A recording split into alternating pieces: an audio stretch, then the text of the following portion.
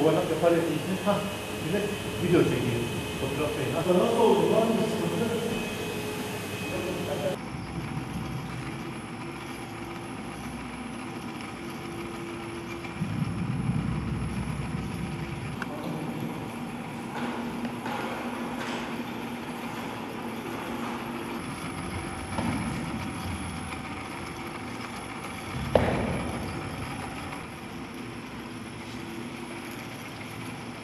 Ramazan öncesi hazırlıklarımızı tamamladık. Biz sadece Ramazan için değil, yıl boyunca camilerimizi düzenli olarak her 15 günde bir mutlaka bir camimize sıra gelecek şekilde devamlı olarak temizliyoruz.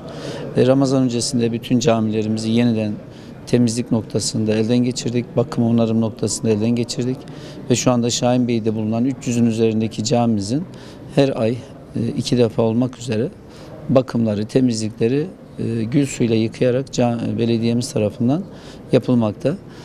İnşallah Ramazan'da da vatandaşlarımızın gönül huzuruyla, hijyenik bir ortamda ibadetlerini yerine getirmesi için elimizden gelen gayreti gösteriyoruz.